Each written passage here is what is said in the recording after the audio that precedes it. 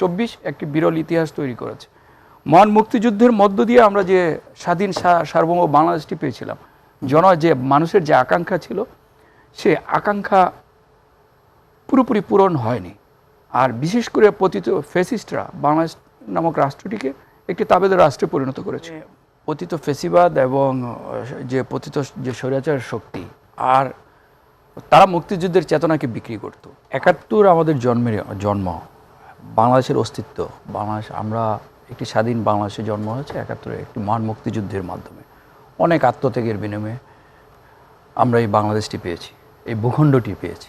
71কে যারা অস্বীকার করে, বা 71কে অস্বীকার করার কোনো সুযোগ নাই, যারা আকারে ইঙ্গিতে করতে চান বা করেন, তারা বা মুক্তিযুদ্ধের, মহান মুক্তিযুদ্ধের সময় যারা বিরোধিতা করেছে বা এই যারাটা কারা, আপনি যদি একটু স্পেসিফিক এটা দেখেন, এই বাংলাদেশের 18 কোটি মানুষই জানে, সারা বিশ্ব জানে, যারা এখনো মুক্তিযুদ্ধে তাদের ভূমিকা আকারে ইঙ্গিতে ইনিয়ে বিনিয়ে তারা বলতে চায়, তারা এখনো স্পষ্ট মুক্তিযুদ্ধে তাদের ভূমিকাটা কি ছিল সেটা জাতির সামনে স্পষ্ট করতে যারা ভয় পান, তারা এখন আবার নানা নেরেটিভ তৈরি করে, হ্যাঁ, বাংলাদেশের মুক্তিযুদ্ধকে অস্বীকার করা, স্বাধীনতাকে অস্বীকার করা, এবং এই জুলাইকে মুখোমুখি দাঁড় করানো, এইগুলো নানা নেরেটিভ তৈরি করে বাংলাদেশের বিপক্ষে, বাংলাদেশের অস্তিত্বের বিপক্ষে, বাংলাদেশের মুক্তিযুদ্ধের বিরুদ্ধে, বাংলাদেশের স্বাধীনতা সার্বভৌমত্বের একটা মুখোমুখি দাঁড় করাতে চাচ্ছে। দেখেন, 71-এ আমার জন্ম, আমি 71 দেখিনি। আমাদের যারা সিনিয়র ছিলেন তারা মুক্তিযুদ্ধ করেছেন এবং মুক্তিযুদ্ধের ইতিহাস আমরা শুনেছি, কিন্তু এই 24-এ দেখেন একটা অভূতপূর্ব, একটা বিরল একটা ইতিহাস, আমি মনে করি যে 24 একটি বিরল ইতিহাস তৈরি করেছে। মহান মুক্তিযুদ্ধের মধ্য দিয়ে আমরা যে স্বাধীন সার্বভৌম বাংলাদেশটি পেয়েছিলাম, যে মানুষের যে আকাঙ্ক্ষা ছিল, সে আকাঙ্ক্ষা পুরোপুরি পূরণ হয়নি। আর বিশেষ করে পতিত ফ্যাসিস্টরা বাংলাদেশ নামক রাষ্ট্রটিকে একটি তাবেদার রাষ্ট্রে পরিণত করেছিল। এদেশের মানুষের আকাঙ্ক্ষাকে বুলন্টিত করতে চেয়েছিল। সেটির বিরুদ্ধে 24-এ একটি গণ অভ্যুত্থান হয়েছে। সেই গণ অভ্যুত্থানে আমিও যেরকম অংশগ্রহণ করেছি, আমার সন্তানেরাও করেছে, সব শ্রেণী পেশার মানুষরা করেছে।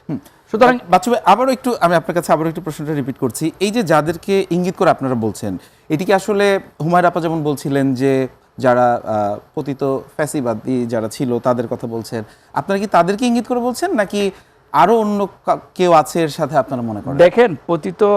দেখেন আপনি পতিত ফ্যাসিবাদ এবং পতিত স্বৈরাচার শক্তি, আর তারা মুক্তিযুদ্ধের চেতনাকে বিক্রি করত। আর বর্তমানে একটি দল রয়েছে যারা এই 24শে জুলাই যারা স্বাধীনতাকে, মুক্তিযুদ্ধকে অস্বীকার করে, বাংলাদেশ বিনির্মাণ, রাষ্ট্র সংস্কারের নামে অপব্যাখ্যা, অপতথ্য এবং নানা নেরেটিভ তৈরি করছে। বাংলাদেশের দেখেন, 24শে আমরা বিপ্লব করেছি এই দেশটি বিনির্মাণের জন্য।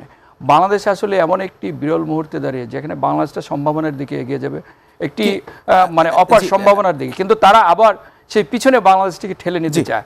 মুক্তিযুদ্ধকে অস্বীকার করে এবং 24 এবং মুক্তিযুদ্ধকে মুখোমুখি দাঁড় করিয়ে। আমি শুধু একটি প্রশ্ন আপনাকে করতে চাই। আপনি বললেন যে একদল ইতিহাস বিকৃত করতো, আর একদল হচ্ছে যে বিক্রি করছে।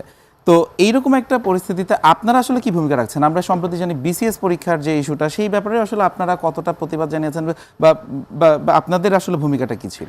দেখেন, 24শে যে গণ অভ্যুত্থান হয়েছে একটি বৈষম্যহীন বাংলাদেশ বিনির্মাণের জন্য, সর্বক্ষেত্রে প্রথমে এটা কোটা বিরোধী আন্দোলন থেকে শুরু হয়েছে, তারপর সর্বক্ষেত্রে বৈষম্য দূরীকরণে আমরা শুধু বিসিএস না, বাংলাদেশের সর্বক্ষেত্রে আপনি দেখেন, পতিত ফ্যাসিস্টরা বাংলাদেশের সব রাষ্ট্রযন্ত্র সব ধ্বংস করে দিয়ে গেছে, যত প্রতিষ্ঠান আছে সব ধ্বংস করে দিয়ে গেছে। প্রশ্নপত্রে প্রতিরোধ যুদ্ধ লেখা হয়েছিল, মুক্তিযুদ্ধকে, সেই বিষয়টা নিয়ে আসলে আপনাদের ভূমিকাটা কি ছিল? দেখেন, আমরা সর্বক্ষেত্রে আমরা বৈষম্য দূরীকরণ এবং যে মুক্তিযুদ্ধ এবং 24 দুটোকেই বিলং করে আমরা বাংলাদেশটাকে একটি অগ্রযাত্রা দিকে, সামনের দিকে এগিয়ে যেতে চাই। আমরা অতীতমুখী হতে চাই না, আমরা সামনের দিকে এগিয়ে যেতে